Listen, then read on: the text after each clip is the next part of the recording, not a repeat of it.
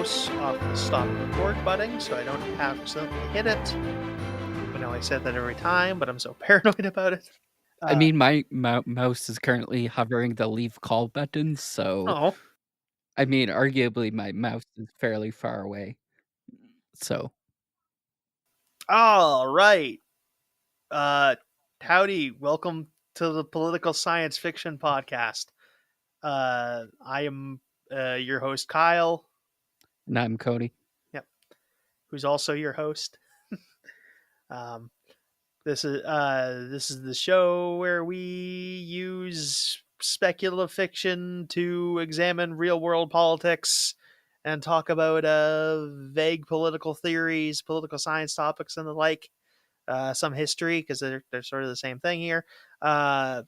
This week we are talking about Dune and monarchies and why in Dune we have monarchies in the future, despite the fact that we're in a so-called democratic era where we're supposed to be getting rid of those sorts of things, but somehow in the future we have feudalism and monarchies back, which is always sort of weird. I mean, arguably it's 10,000. I don't want to say AD because I don't know if they would still be using the same um like I think it's time covering metric. I think it's 10,000 AG, which is I think AG starts in like the Okay. 19th century. Oh, what does AG stand for? Uh I that's I just looked into it. After guild. Oh, so AG is when they invented the spacing guild, which are the guys who control Okay. FTL and Dune. Oh, that's like balls deep Yeah. into the universe at that point. Yeah. Um which I Because it's think not even like yeah. because it's 10,000 years after the guild was Yeah. initiated. So Um that's the events I of don't know. Dune, the end of the Dune movie, which is the end of the first Dune novel, takes place. The book ends in the year 10191, so 10,191. Okay, Um, so almost like the 11th no, that's the kind of nope. Guess 102nd century, not this hard. Yeah. which would make it like the 113th century AD or 130th century AD. No, 113th. Yeah, this is actually we tried to do this as one of like our pilot episodes, and then we were experimenting with new forms of recording, and that episode died. Yeah, I think this was even before we did the Scrooge McDuck episode. Yeah, this was like our second attempt. I think this might have been actually like our second attempt or first attempt at a recording. So, No, yeah, we had one. We had tried like a Star Wars thing before that, which was very different, oh yeah, and then we tried this, Jesus which Christ, we I was also did in that's a a wrong bad way. idea. Yeah. Well, I ended up like doing like the first third of the Star Wars episode is like its own episode. And yeah, this was closer, but the audio was terrible in like a different way than the Star Wars one had been terrible. But then Mhm. we found a better recording client, and we've been, I'd say, producing steadily, but producing reliably, at least on the behind the scenes sense, since then. Yeah, real world stuff has kind of halted our production so far, and like a lot has happened since our last episode. I think Kamala Harris lost the primaries in the United States, Well, the and election, now yeah. Trump is well into his second term, and Justin Trudeau, stepped down from Canadian politics. So Although he still has to do stuff because as soon as As soon as Justin Trudeau said he was like stepping down as leader of the Liberal Party, it's just like, oh yeah, I want to make Canada the 51st state. So he's been actually Yeah. having to do a lot of fucking work, weirdly enough. Did did you have that on your, Donald Trump bingo card?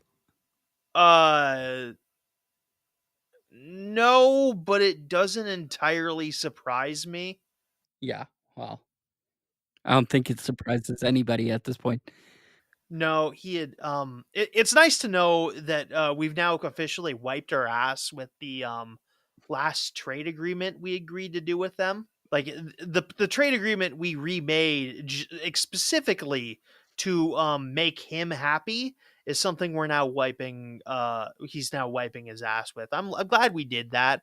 I'm glad that we went through all that work and that all those guys had to do all those summits. Yeah. I think, Jon Stewart did a quick quib about this when he says, uh, "Who do you think, did up the last trade agreement?" Because Donald Trump was like, "This is the worst trade agreement in history," and then we have to look back, and turns out it was Donald Trump who made this. And before that, it was like H.W. Bush and Brian Mulrooney. So like HW is the senior, first Bush, right? yeah, Bush senior, Yeah, okay. yeah. That's Yeah. that's how I've been trained to differentiate them. I don't know why. I just know that I guess they might have both had their hand in Iraq I yeah. in Also, hindsight, um, yeah. The worst thing in because there my, was Desert Storm and then there was I think, yeah. I said when I think, I mean, I said this the first time when Justin Trudeau got reelected. Is like the worst thing about this is now I have to differentiate which Trudeau I mean when I'm talking about prime ministers, and that's like honestly the number one Yep. reason to hate any sort of political lineage is that you have to go through a lot of trouble to differentiate which one you mean. It just gets more and more complicated as it goes on. And I'm looking forward to 2028 when we have to run Donald Trump Jr. Um, Yeah, I think there's gonna be a period in between those 2. I think JD hopefully, Vance has enough popularity that he could potentially run. Uh, yeah, I don't really trust Donald Trump Jr. as much as I can throw him, but I also don't really trust JD Vance at this point either, so I I honestly I'm just hoping when I'm not saying this is a threat because Donald Trump is a mortal man and he will eventually die. He is that hopefully whoever that no one can fill that power vacuum and no one's quite as like able to draw that base in as much. But yeah, we'll see. Um like the idea that no one's able to really fill his shoes isn't like historically unprecedented. It's not a particularly strange idea, but that being said, yeah, I couldn't even tell you.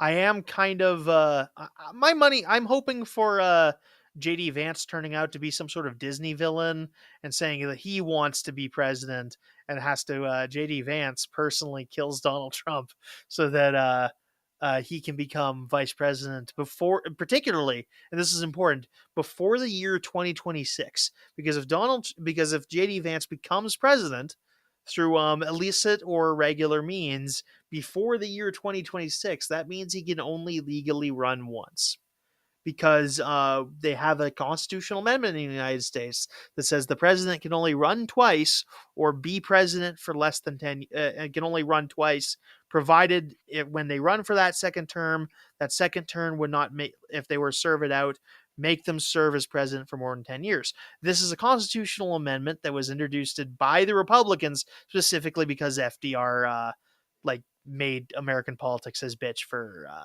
4 terms. I can't remember. Yeah, they're consecutive because there's only because Trump's the second guy to, second American president to run non-consecutive terms. The first one's like some 19th But isn't century that guy. why how they're trying to push through Donald Trump for a third term, though? Uh, I don't know how far along that gets, and we'll see if that we'll worry about that when we come to it. Because I really fucking hope not. Yeah, it's like I mean, well, they'd have to. They're gonna have as much trouble doing that, and I think if they're gonna do a constitutional amendment, they'll probably go after the 14th first before they do anything, just because that's where birthright citizenship is enshrined, and that is probably on the higher priorities. I don't know if they'll be willing to like skip over that just to give him a third term. That is assuming anything Yeah. of like proper politics survives this second Trump presidency. But which maybe not. We'll see. Yeah, it's getting, dicey. And one of the reasons it's getting dicey is the whole entire topic of this, episode. What we wanted to talk about was, particularly oligarchies Yeah. and, what we're starting to see out of Elon Musk in the Yeah. Um Trump yeah. presidency For those who currently. aren't up on it, Elon Musk Trying to seems to segue be here. yeah. Elon Musk has been put in front of the Department of Government Efficiency or Doge, which ugh, ugh, just I don't like it. Yeah, I fucking hate it. Oh yeah. Anyway, it's a possibly rogue government agency that is exercising I would have assumed amount of power they wouldn't have had, and it might in fact be illegal, but we need to go through all the courts and shit to figure out if it is in fact illegal. Because no one's going to just stop him outright. We need to go through like a thing and then get the like super federal Secret Service. Who handles this if it turns out to be illegal? Is it Secret Service, FBI? Supreme Court? Yeah, but not like obviously judicially, which I don't want to think about whether or not this gets what happens when this arrives on the actual United States Supreme Court. But I'm talking about like the guys who actually with their hands have to prevent him from doing this, which is a important thing because Huh. I yeah, guess I'd never really thought about it like this because yeah. I just assumed that somebody would be like, "Hey, cut that out," and then he would cut that out. But also, it's Um, Elon Musk, yeah, so he might just be like, "Yeah, I'm not going to do that," and then leak everybody's information on the internet just to spite yeah. everybody. Like, Yeah, this is the kind of like the rub of politics is that you can write down the rules, but someone needs to enforce the rules, and like to an extent, God help you if those two things stop being connected. But well, who was enforcing the document theft that Donald Trump committed in his first term? uh, FBI, I think. Well, yeah, in between terms, So yeah, it could still be the FBI. it might be the Yeah, FBI. It's either FBI or Secret Service, one of the two. yeah. I yeah, and we're in one of those weird dumb areas where like it's so confusing like who even you're not like it could be an open question as to who actually enforces this sort of thing. It's not like Yeah. me being confused isn't necessarily I could see a lawyer talking to me and just be like, yeah, no, this is actually confusing. And that's when you know you're in trouble is when the smart guy actually tells you he's like confused.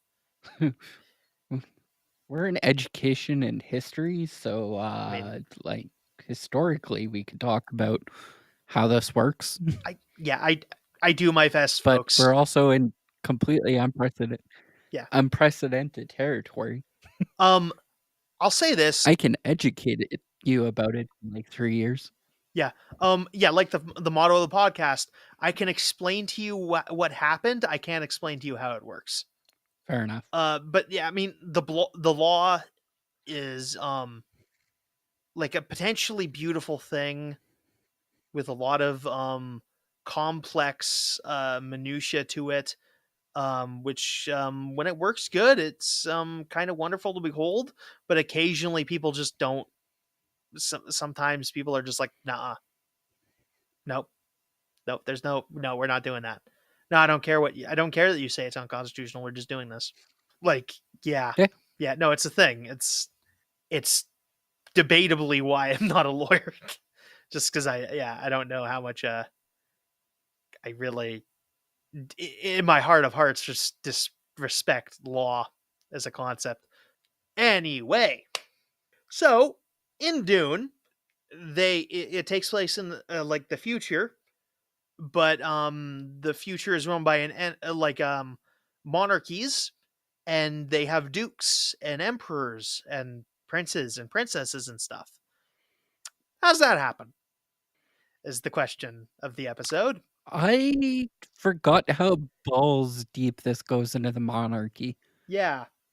No, yeah, you forget a bit. Like, it doesn't just like, oh, there's an emperor. There's, like, dukes. Yeah. There's, a princess. There's queens. There's reverend mothers, which I Yep. don't know what that means. I'm thinking, like, female bishops or Yeah, female cardinals. popes at this point, but I Cardinals, there's could probably be a pope in there. completely Yeah. wrong. Yeah, it's almost like shocking how Frank Herbert has like bent over backwards to make like a sort of like medieval style political architecture fit into the far future. And I'll say this, Frank Herbert creates a explanation for it that makes sense on a certain level. I mean, you can poke holes in it, but you can poke holes in most forms of political theory. I think the best political theorist in the world is maybe correct about 70% of things, tops. Okay. Yeah. So, I mean, I think the entire premise of the latter books is that, like, yeah, or no, I mean, in the entire series is like, yeah, monarchies is sort of crazy and repressive and corrupting. It's bad. Don't do it. And he's done that in Mhm. a fictionalized setting, um, which is yeah good. I like. I mean, it's definitely a way better. I think it's a good way to use one of the good ways to use science fiction.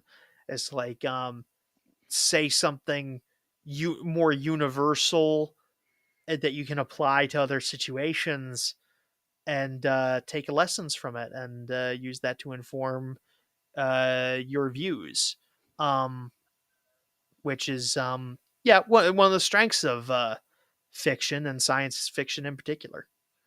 But yeah, as I mean, as for the lore, how does it like actually happen?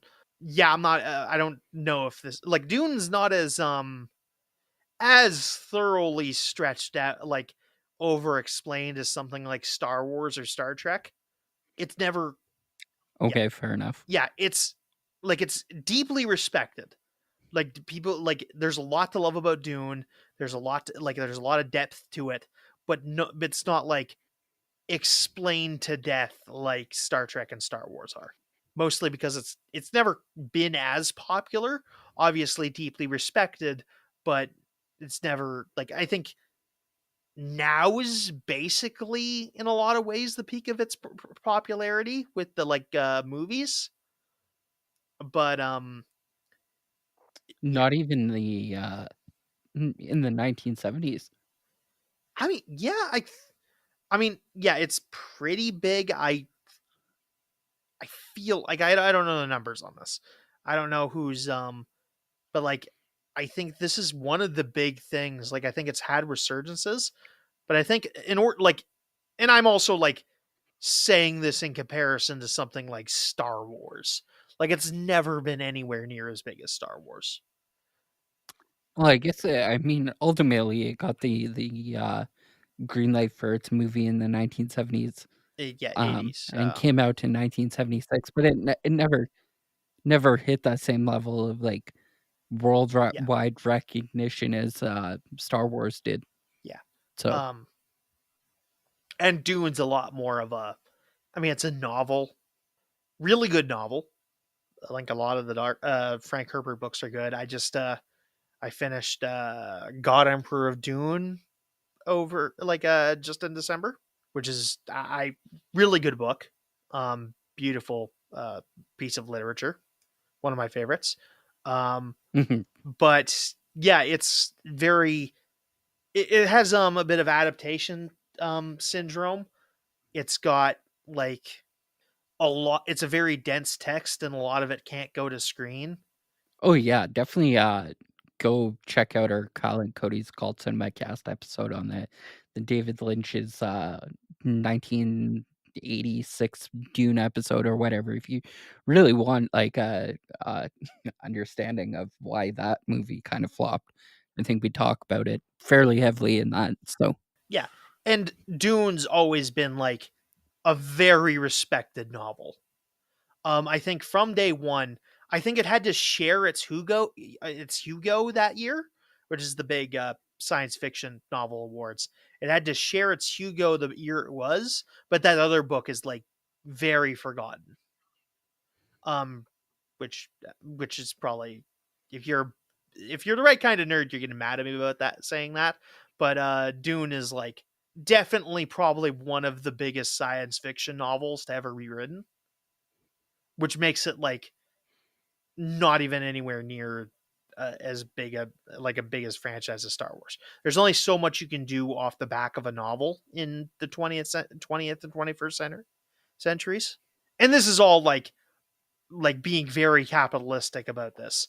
Like we're talking in capitalism's terms about money and stuff, and that's not necessarily a good way to measure something's cultural impact because I mean without Dune, we don't have Star Wars and shit. Like Star Wars takes a lot from Dune.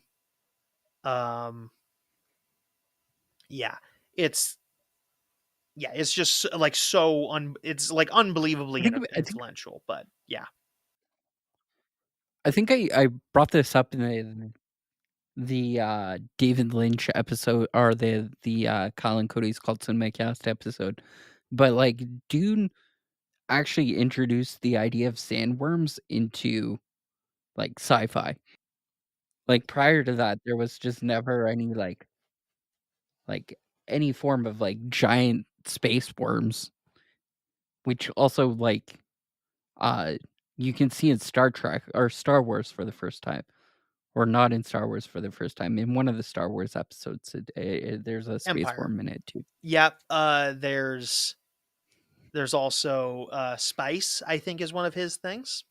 Well, spice is just spice.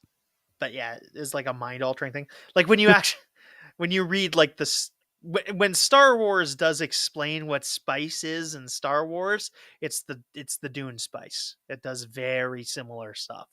Oh, there's, spice in Star Wars, apparently. I forget what Okay. movie it's mentioned in. I think that was originally what they were mining Huh. on Kessel in Star Wars. God Dune is about deconstructing like the idea of like messiahs and like great man theory, and it like very much wants you to be skeptical of power. And that's especially once you get if you get to God Emperor, it's like the end statement of that book is just like monarchies are bad and you should never do them. Centralized power is bad. You should be very suspicious of it, and it's like can be super I guess destructive.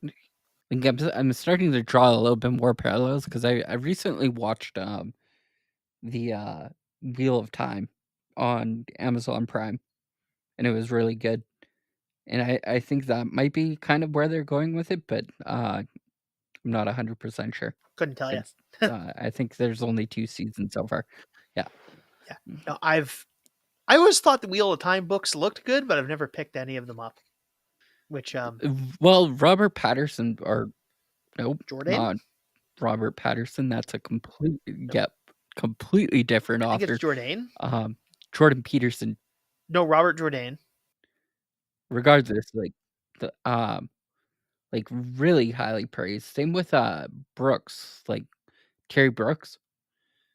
We don't get enough Terry Brooks like comparison because he works really heavily on both sides of the genre raw world where like he does go into the future and the future is completely science fiction, but like the past is all like magic and the elves and stuff like that.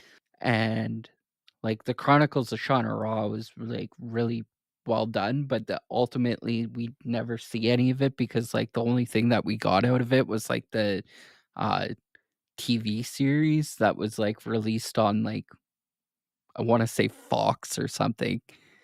Like it was like not given the the screen time or the screen presence that it definitely deserves. So, Yeah, so that's yeah. But yeah, Dune's trying to teach you is like is like it wants to teach you to be skeptical of power, and is basically the thing. Um, I know some libertarians tend to like the books.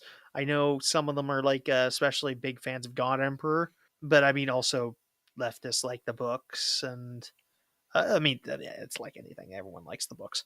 Yeah, there is a big theme of like centralized, like being skeptical of centralized power. There's a concept introduced in God Emperor called the Golden Path, which is set out by uh the characters in that book as like a way to like disrupt the system of monarchy in the Dune universe, because the only way for people to survive is to like have them be in like a more less centralized system. And the centralized system of mhm. Dune is something they call Faufreluches. I don't know how to pronounce that. I maybe should be pronouncing it more German. It's sort of feudalism. That's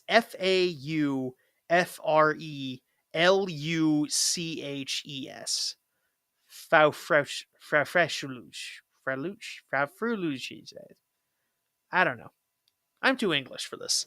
Uh, it's a system of centralized power that well, not like in its own words it says it's not discriminatory. Its motto is a place for every man and every man in his place. Wow. Okay. It might be the other way around, but anyway, every man in his place and every man has a place. Yeah. Yeah, that doesn't sound discriminatory at all. Oh yeah, no, that is super like obvious. Like they say it's not discriminatory, but in practice, that sort of thing always ends up being discriminatory. Um, it's very much like you could say it with like they were trying to put the Canadian government was trying to put the First Nations people in their place by putting them on residential schools, and that was their place, and they were entitled to it, and nothing was wrong with that at all. He said incredibly sarcastically. Yeah. And obviously none of these feudal systems in the real world have ever been littered with like small and large scale rebellions, which limited a lot of ways of doing things. It's not like they were constantly trying to keep themselves in a proper centralized authority, and that was like a constant struggle for them at any point. Which, yeah, I mean, yeah, lesson one: don't always take people at their word. But yeah, but like, yeah, I mean, back to the beginning of the question, which I've been trying to get to like three times. Why do we have medieval nobility in the future? Well, nobility is a way of like I said, the lore doesn't necessarily have a definitive answer. It has like it explains how like particular guys got in charge, but it doesn't too much it's very much stressed in the book, like this is a way of like having centralized power, which centralized power can be useful so that so that like you can direct large organizations in singular directions, or like have like control, like have everyone given particular instructions, which can be very effective up until the point where the person in charge is an idiot. There are benefits, I guess we but to the point that I haven't really seen, uh, like, the backstory of the Emperor within the Dune universe, mhm. because I'm only going off of, the first movie and then, like, 2/3 of the second movie because I haven't finished it. I started it and didn't finish it, and then on top of that, I think there's a TV series out now, so there might be a little bit more in there, Yeah, I don't know what's up with but that. I don't have Max or whatever it's on. Is it on Crave? It might be on Crave. I have no idea. the TV series, Yeah, I have no idea. yeah, I couldn't tell you. I I barely. I like movies. Like that's my thing. I like to watch a Mhm. movie. I like to watch like a singular episode. I like movies and episodic content because if I want to sit down and I want to see like the end of the story when I'm done sitting down. I don't want to watch. I don't want Yeah, to like binge a 12-hour movie, which is what a lot of TV shows end up being nowadays. But like I my TV shows, I like my Star Trek. I like and I like movies because Star Trek's episodic and it takes me a very long and procedural. yeah. Eh, procedural is different. Uh So, like, Criminal Minds have a house. yeah, Yeah, but, yeah. like, it's a very self-contained story is what I'm trying to s get at. My issue currently is with, movies. It's like you start a movie or you start a movie series, you watch it, and then you wait 3 years, and then you watch the next one, and it kind of loses its, like, its power for me. Like, I almost considered sitting down and rewatching all of Dune and then Dune Part 2 just to do this episode. I ended up going in and watching, like, a quick recap of what happened in Dune via, CinemaSins, who does everything wrong with series and, kinda pokes fun at it, and that was my recap for Dune Part 1 before I started Dune Part 2. But even at that, like, Kyle was like I sent him a message halfway through, and he's like, "You really only have to watch Dune Part 1 because, like, Part 2 starts getting into, like, not necessarily factions that we wanted to talk about Yeah. here." But Um yeah. Again, this isn't a movie review. This is we've presented ourselves with a piece of material and we're using it to explore mhm, a topic. So yeah, the plot of the movie sure. isn't necessarily the most important thing for the sake of this conversation.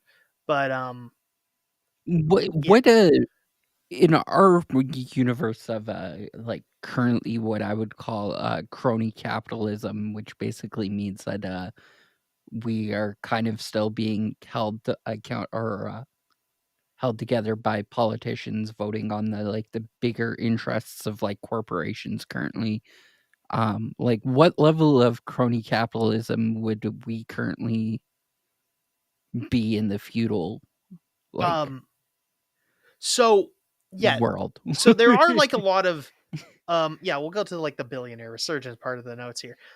Cuz I wrote the notes on the side of the thing, but I have not gone in order. If anything, I've gone in reverse order. Yeah, I can't really see it considering, like, I don't have my glasses on right now, and, like, this isn't in dark mode, so I can't really see what you have for your notes, but I should probably read those. Yeah, it's like I didn't spell them very well. I have a no- I definitely spelled Charlemagne wrong because I don't remember how to spell Yeah, Charlemagne fair enough. at all. It's a hard name to spell. I have a spell check. I don't pay an editor for my novel so that I have to know how to spell every word correctly.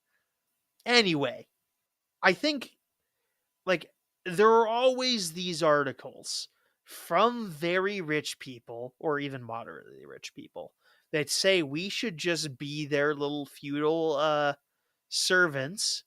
Oh, Facebook has gotten Yeah. so bad for this Oh, right yeah. now. Like Facebook and probably Twitter or X, which I'm not on. I Which thank fuck for that, because I don't want to see like the absolute shit show X has become since Trump has taken his second term. But it's probably really bad. Yeah, I'm only on Blue Sky. Okay, fair enough. Yeah, I'm Lord Brokenshire at Blue Sky. But that's all I'm only on that because they allegedly have content moderation and they don't let the Nazis in, which is nice. Well, Yeah. I think our current issue right now is um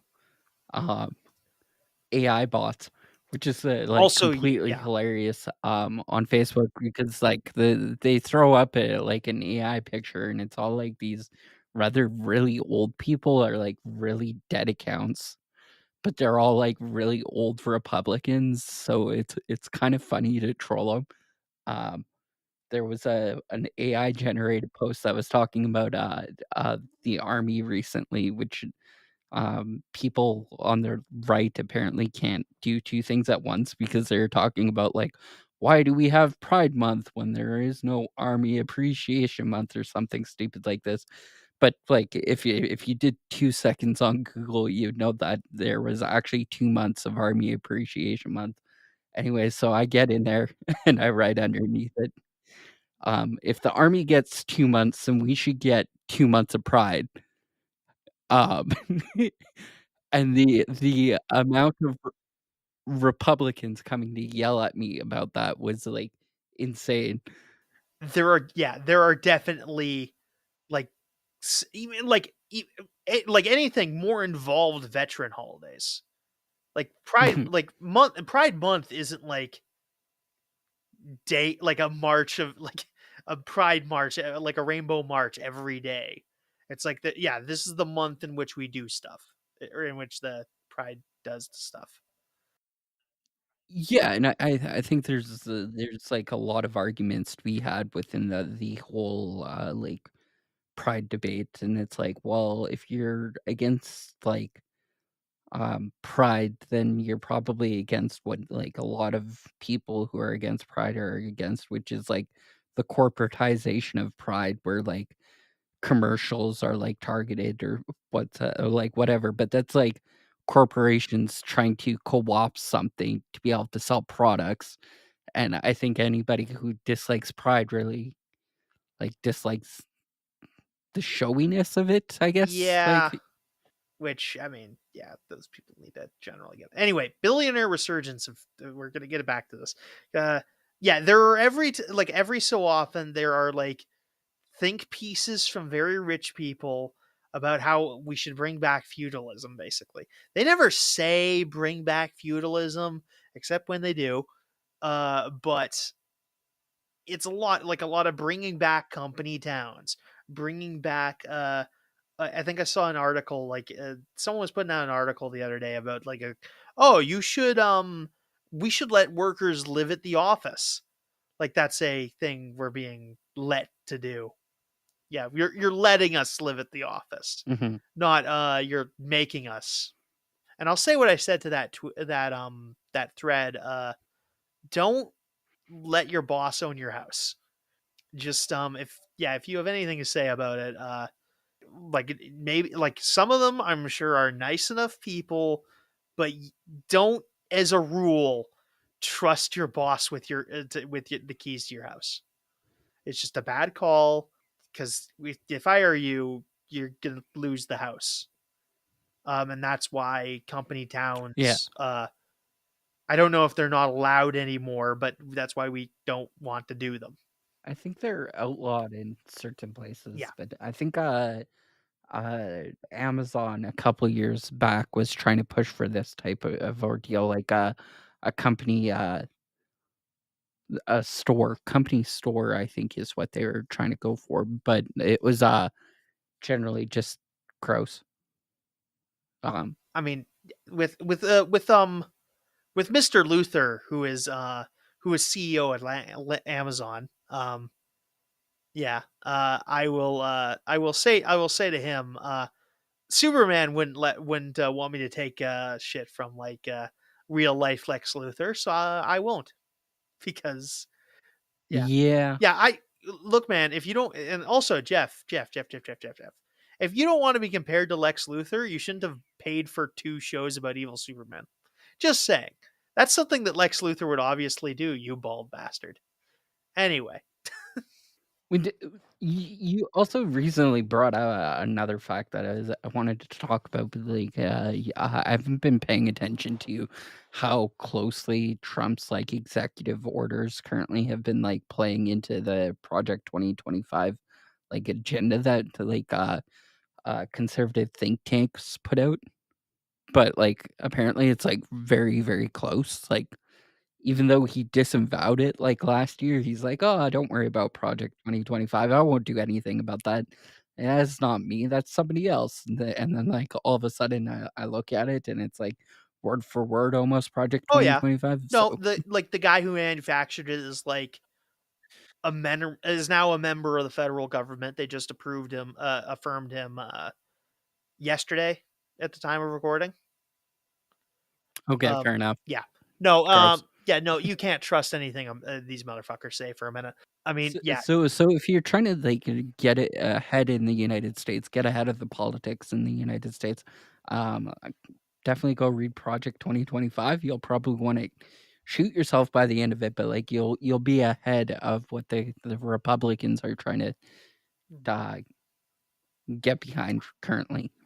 Yeah, for all of the month that it'll take them to do the other half of it or whatever. But anyway, a lot of and obviously with a lot of billionaires, the other thing they're kind of obsessed with is like estate taxes, because they want their yeah, we hear all these things about like billionaires not want like the 3 billionaires that aren't going to hand stuff off to their kids. I don't know that those 3 people are statistically relevant. Also, those kids are, I mean, you can give your kid a leg up without like giving him a paycheck. They're like that kid, like if you're the head of a company, you can absolutely like just will that company to your kid, and you can like give your kid a job at that company before you're dead. Which is a lot like how a monarchy works, because as you grow older as a noble person, you will slowly get embedded into the civil infrastructure of the nation state, and you will become a figure in that government beforehand. At least usually, there's some exceptions to that, but generally the idea behind like the monarchy is that the current monarch is training his replacement, and yeah, that's sort of very something that a lot of billionaires aspire to, and a lot of them do just at least played lip service to the idea that they are the guys who will bring us into the next millennium, and like they're so super smart and they're like the Ubermensch. Some of them, I don't. Okay, so I don't know how many of them believe that, like believe the very egotistical version of those arguments, as opposed to they are saying that so that they don't have to pay as many taxes. Because there's definitely some of that.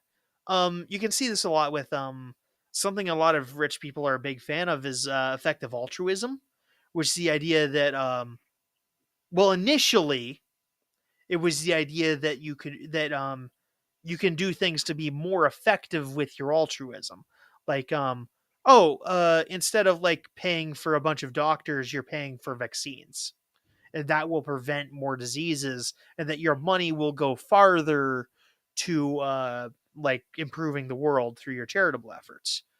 And some of the yeah, Oh, like the yeah, the Gates, Gates.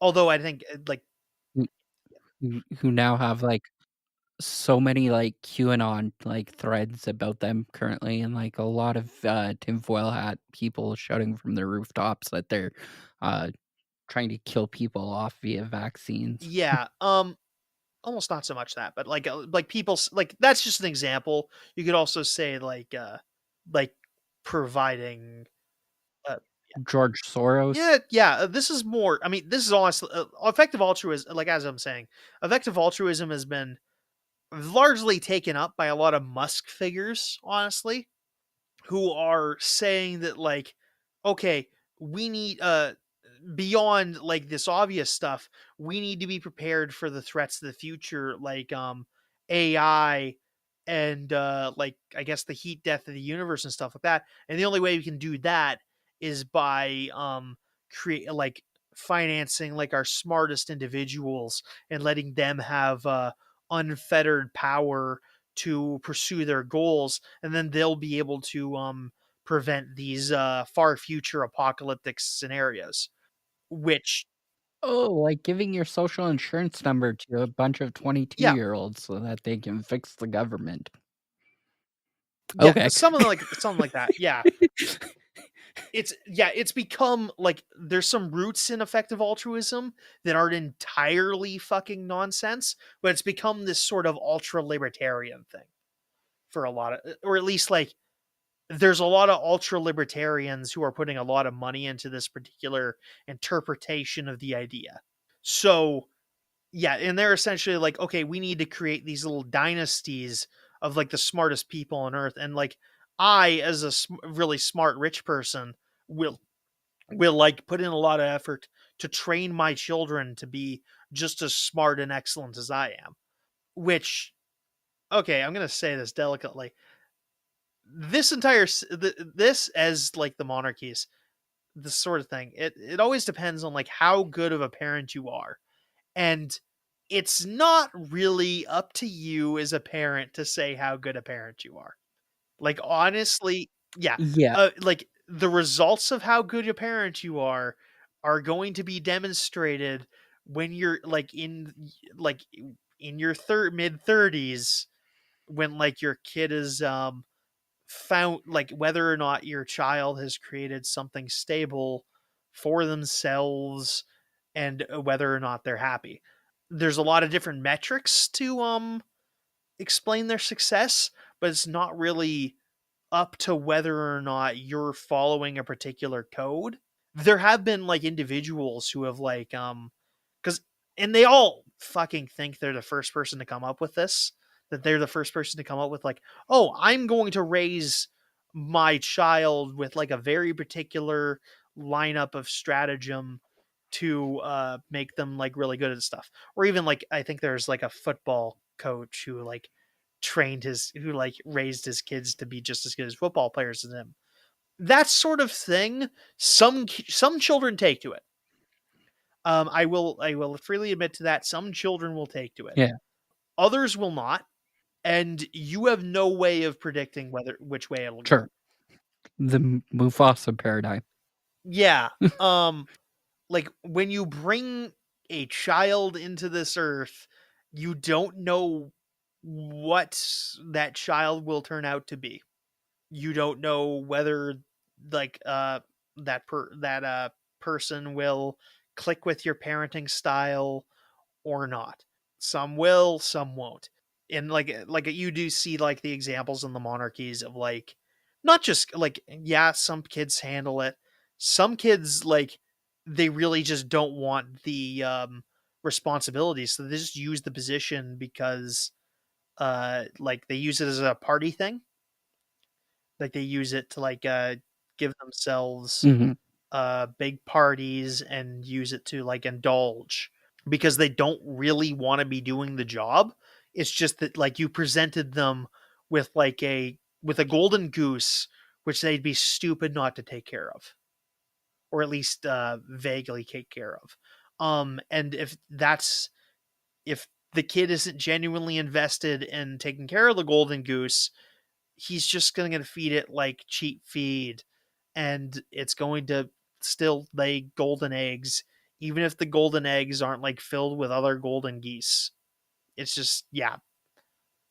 And that's even like that's a less scenario. And there's that also leads into, oh, what if you're just not as smart as you think you are, or if what if your child isn't as smart as they think they are?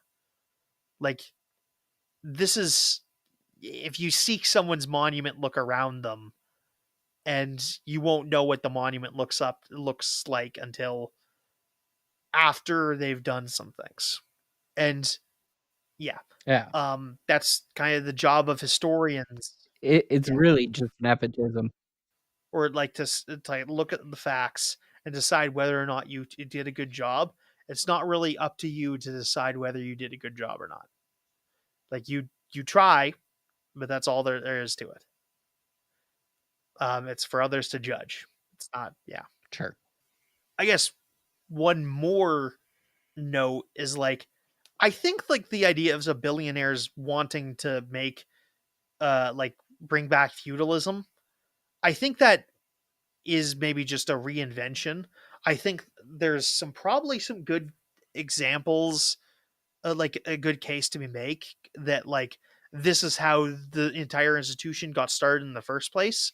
Because obviously, unless your foot is like unless your head is like firmly up your own ass, you know that at some point there were not kings.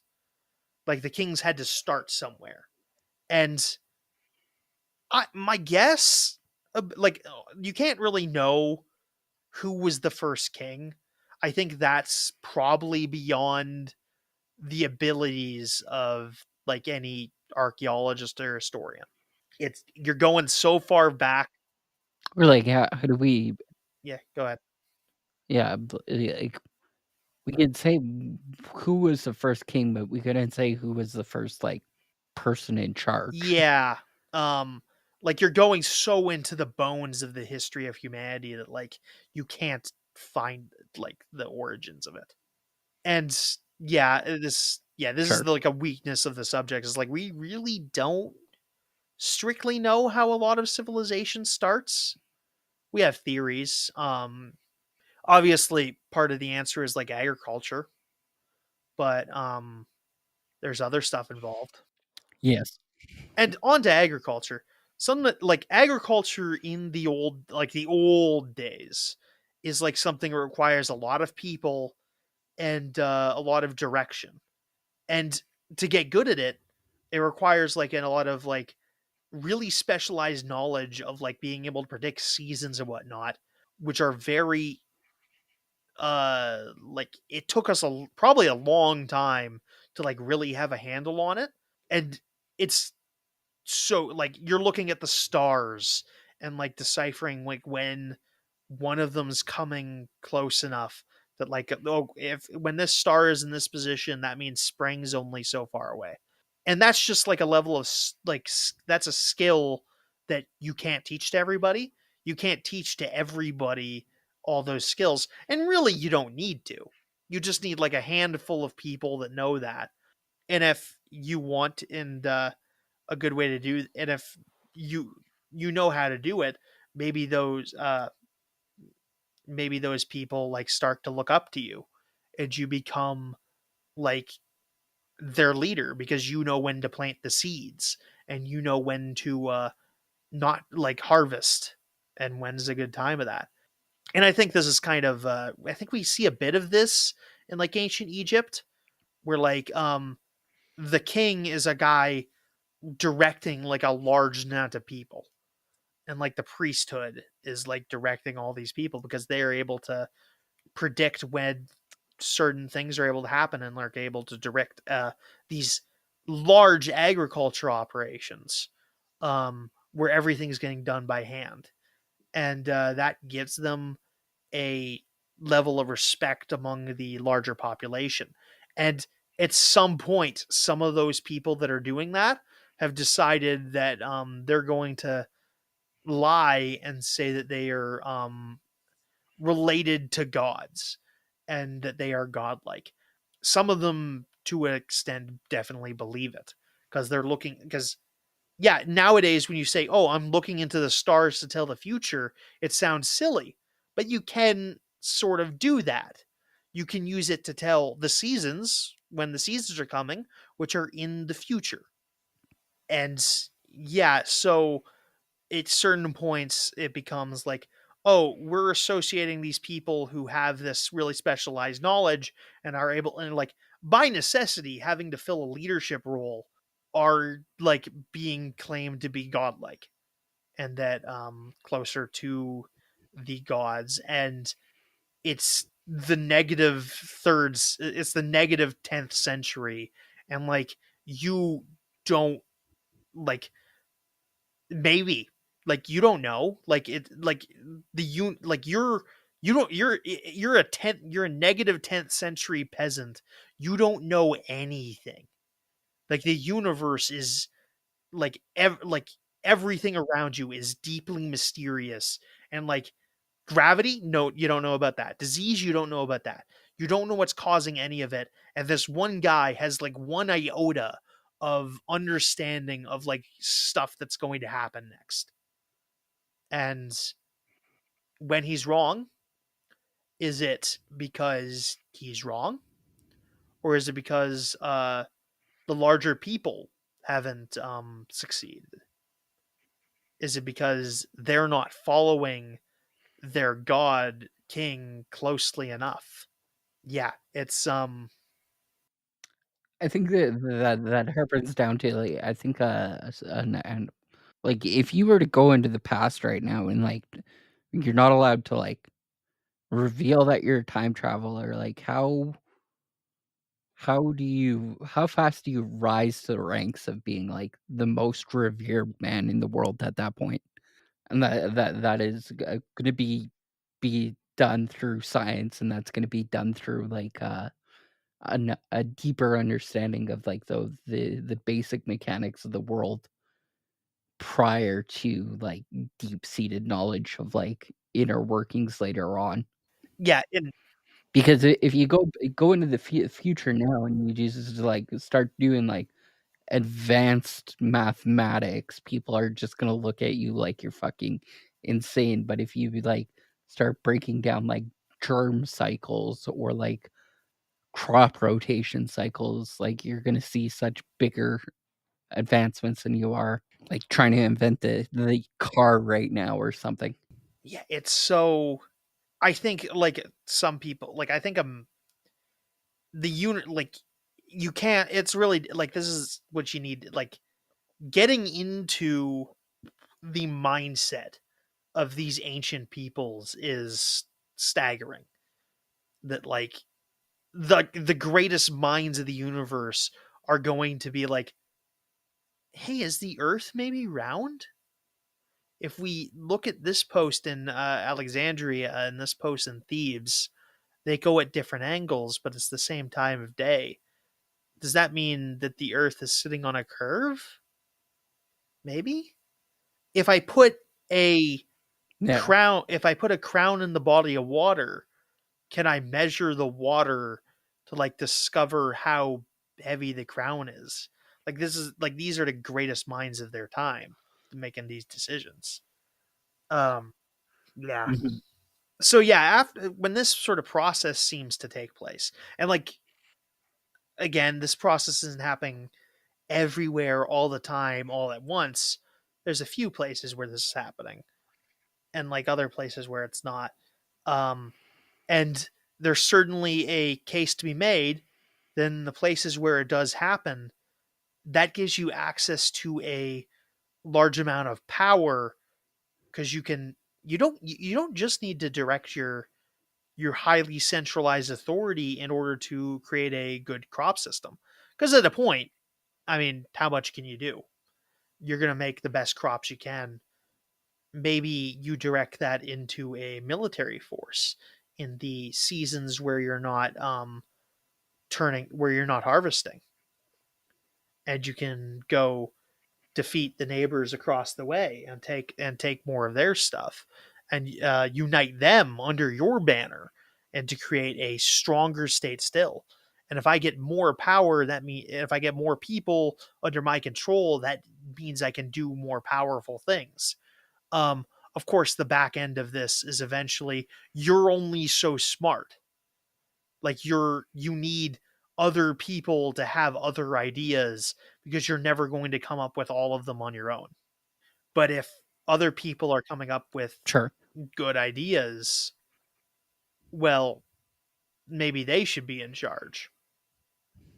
So your most successful assets to your society aren't necessarily assets, they're rivals. And you need to take care of them Fair and enough. keep them in line. And that's what I call the conundrum of the meritocratal dictatorship.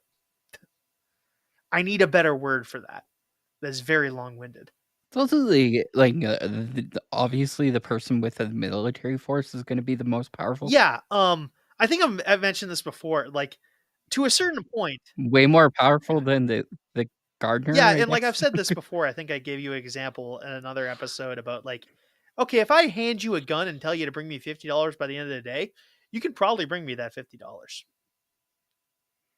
Like maybe you come up with somebody who's Yes. maybe you come up to somebody who's carrying. Maybe they can stop you. Maybe but you're gonna get the $50. Afterwards, there may be some complications, but you're gonna get me the $50. Yes. But yeah, this all leads itself to a system where where monarchs view the nation as their property.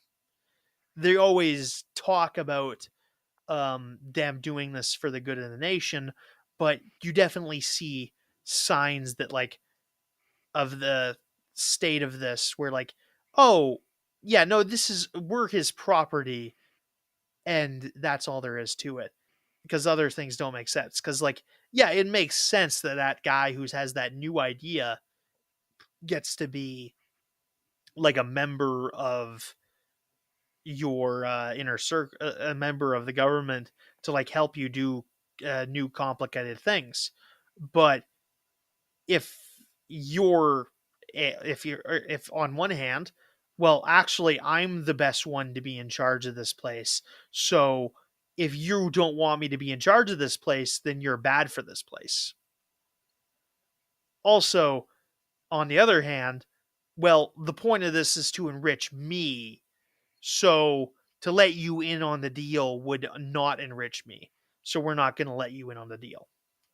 And yeah, monarchies very much Mhm. lead themselves to a system where the nation is property of the monarch.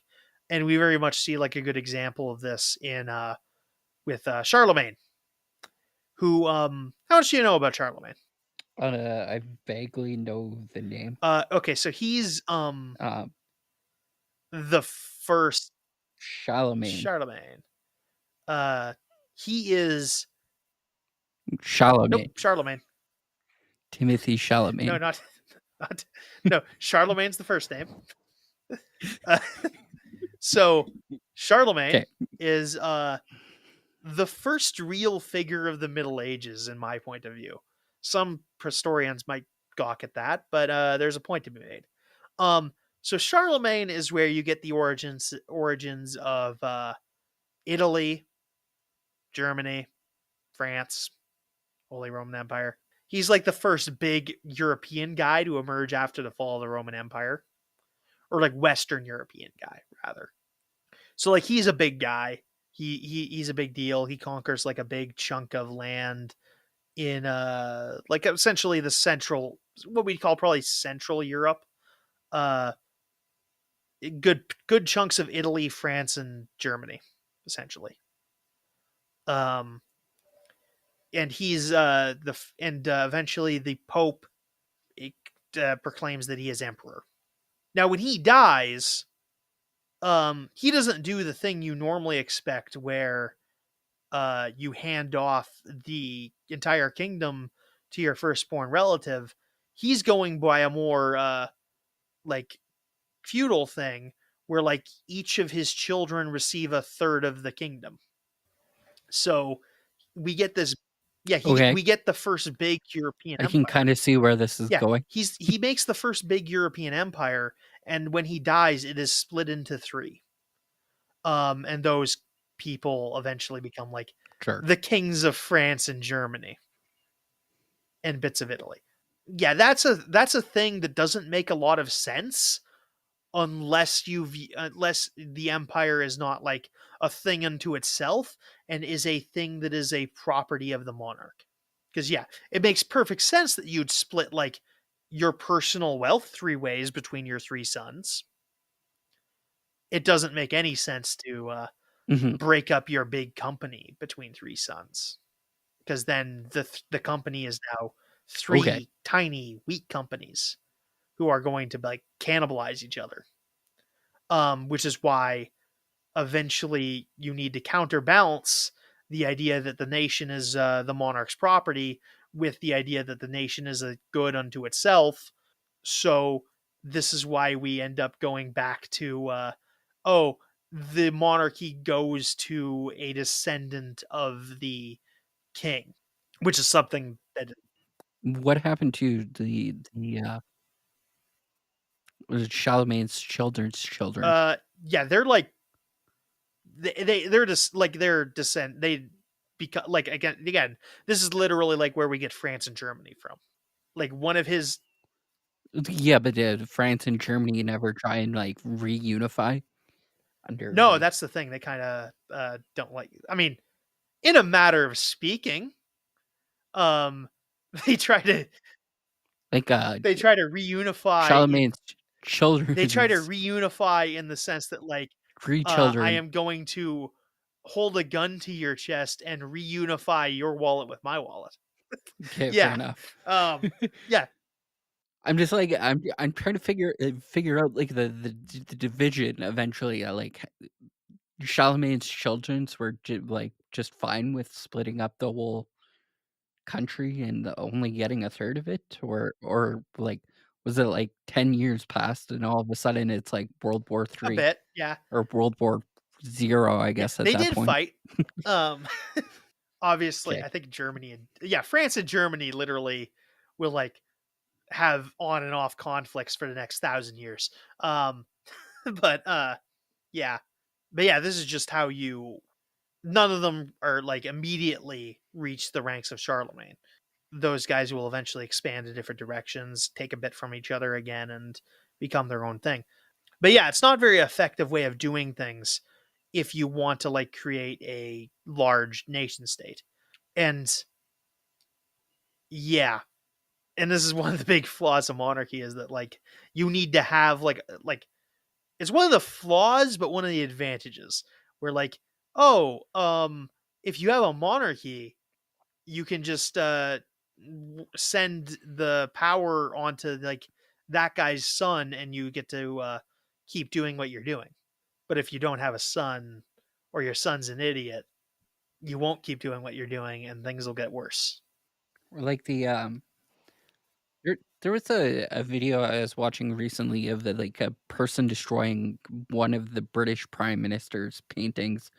I can't remember the very specific, like, prime minister. He was prime minister from, like, 1927 or something, a little bit earlier than that. But he was the one that, allowed Jewish people into Palestine to be able to buy housing there and start building there, essentially, Chamberlain? um, which was no, Chamberlain's a big name. The He guy was, before, like, probably.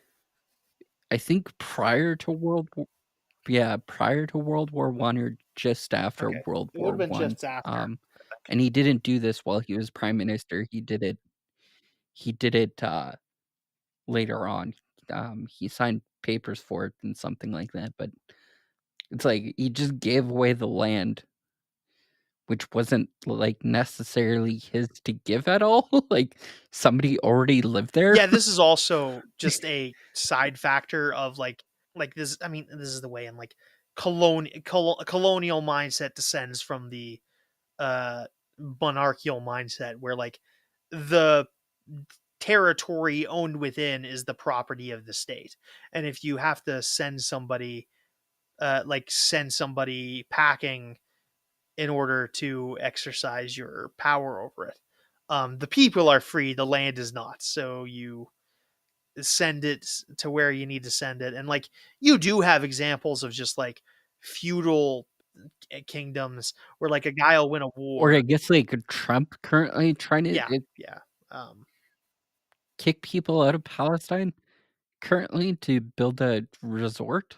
I don't know what exactly what's going on there, but it's absolutely fucking oh yeah, no, ridiculous. this is a lot of the Israeli experiment is sort of like that. But anyway, we're gonna save the Israel takes from my Magneto episode, weirdly enough. Anyway, uh that'll make sense when it Oh, makes sense. But yeah, so yeah, if the land is part of the property of the state, it doesn't really matter that people are living on it. That's like resources that they don't belong to you, which is very not mhm, and like a British person would balk at this and be like, "Oh well, no, the citizen owns the land." I'm like, "Yeah, but a lot of these like indigenous residents of these colonies aren't considered citizens, really. So you just kick them off of their land and give it to other people." Um, and then when they argue about it, yes. they you get mad at them and call it white genocide. But enough about South Africa. Anyway, but yeah, there's definitely like a connection between colonialist thinking and monarchical thinking. But yeah, there are definitely people like Fair enough. you were like a resident of the Kingdom of Germany, but the Kingdom of Germany lost a war, so now you're a member of the Kingdom of Austria or whatever. That sort of thing happens, Mhm. and especially in feudalism and serfdom, you're like residing on land that doesn't like, but that doesn't imply you are a resource for the government. Dumb flag ownership Yeah, back in the day of, like, well, we got to Canada first, so it's technically ours is, like, yeah. ringing a bell. Oh god, yeah. No, like yeah, a lot of it gets. But yeah, some monarchies will try to mitigate this problem of like firstborn sons by like I mean, eventually they'll let women, like the firstborn daughter, become the lead monarch because that's actually a good bit more stable. You do also see some people, and this is actually pretty common in a lot of places, just not so much in medieval Europe, where like, oh, you just need to like pick one of your younger relatives to be the next king. It doesn't necessarily need to be your son. Julius Sure. Caesar's successor, Augustus, is like Caesar's great nephew. And there's a lot of that going on in Imperial Rome where like Fair you enough. like Caesar adopts Augustus as his son so that he's his successor. And people like do that to like people with more tenuous relationships. So like you'll see like a grown man adopt another grown man who's just a bit younger than him and like, yeah, this guy's my son, but like I'm doing this because he's going to take over the empire. My kids will get my personal estate. He's going to be in charge of the empire because he's my protege. Fair enough. And like yeah, it's actually really common where like you just I think Genghis Khan had to decide between one of his sons to be in charge of the empire. I think there was like maybe a preference for like the firstborn, but Genghis Khan did not pick his firstborn. I think it was like, well, technically, I think there's a lot of rape involved with that situation, but it's his like a third son to his first official wife is ends up being the Great Khan, and then one of his great nephews becomes like Kublai Khan or something. I forget how that works.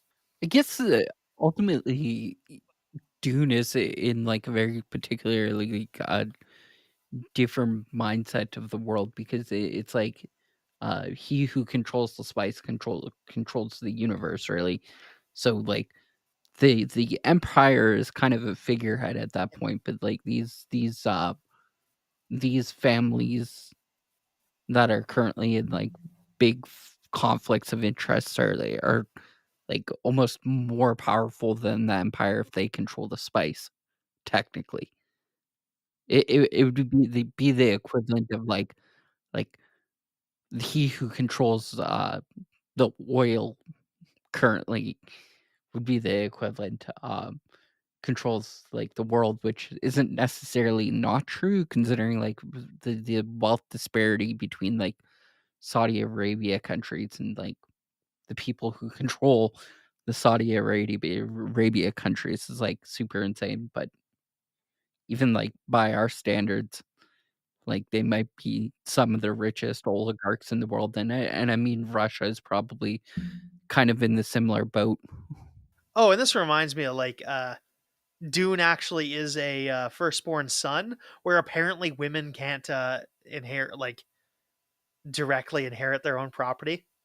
So like Dune, like because that's what one of the big conflicts Mhm. is because someone needs to marry the emperor's daughter to become the new emperor, and like that was there was originally going to be Paul's dad was aiming gunning for that, but it ended up I think they were going to give it to the Harkonnen.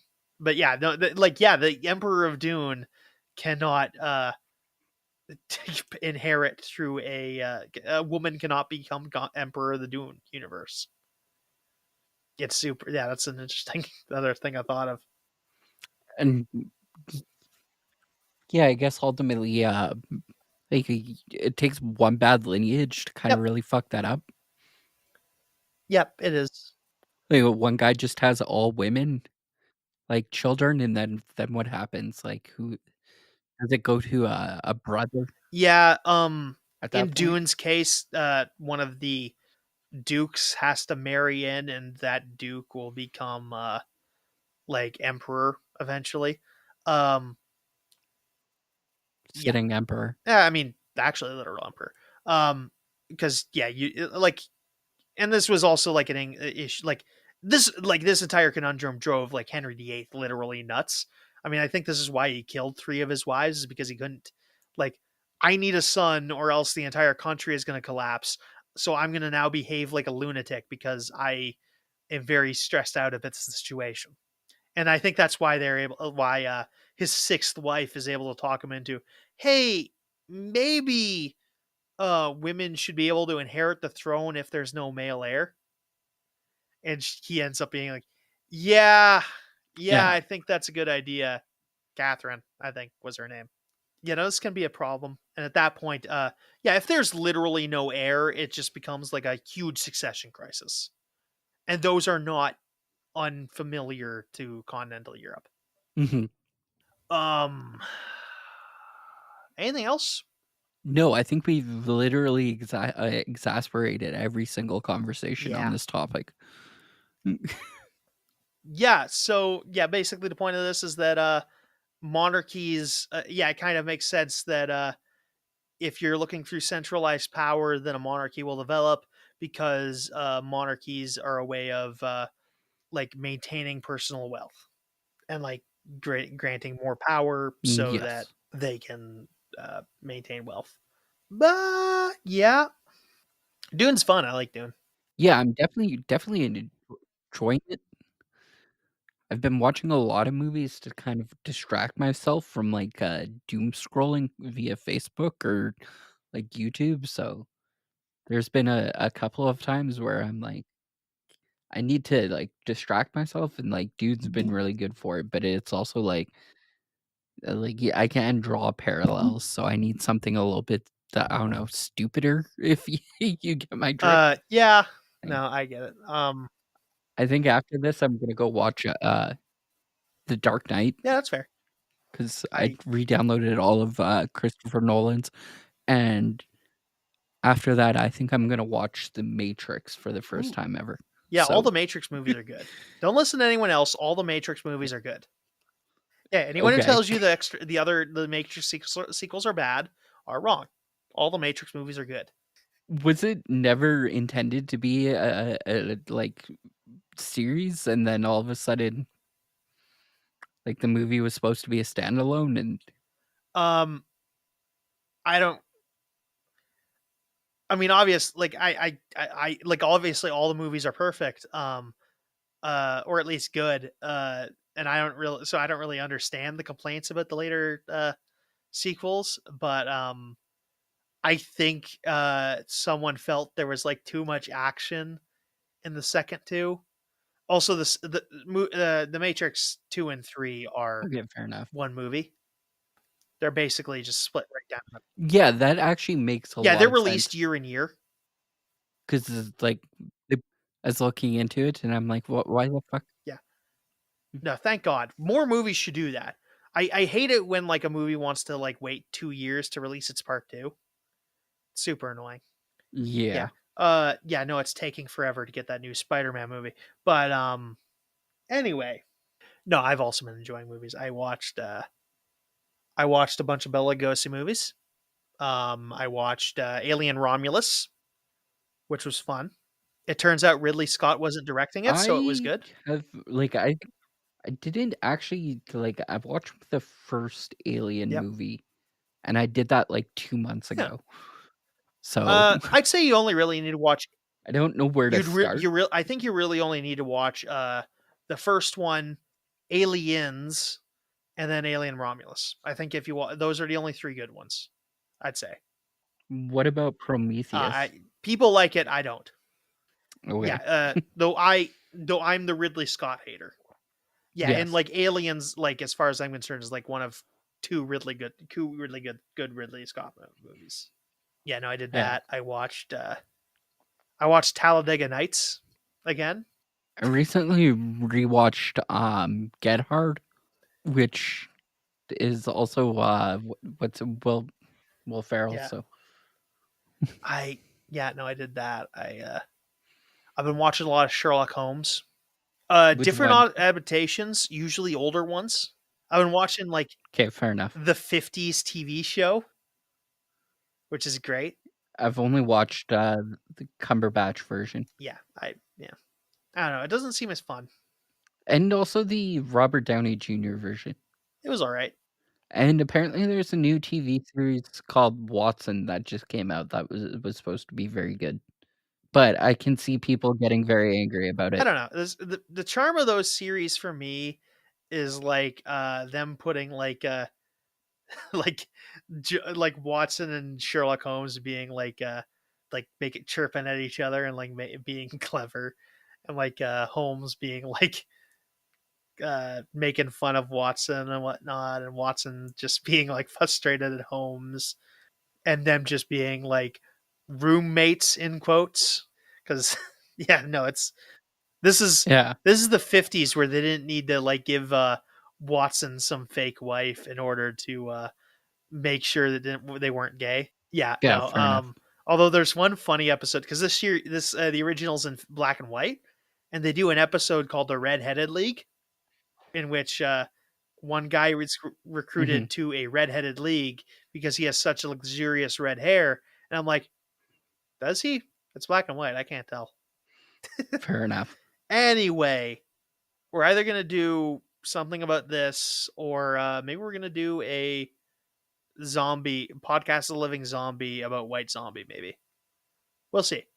Anyways, One yeah, of those 2. like, comment, subscribe. See you next time. And like I always say, we're not here to explain. We're just here to explain what happened, not how it works.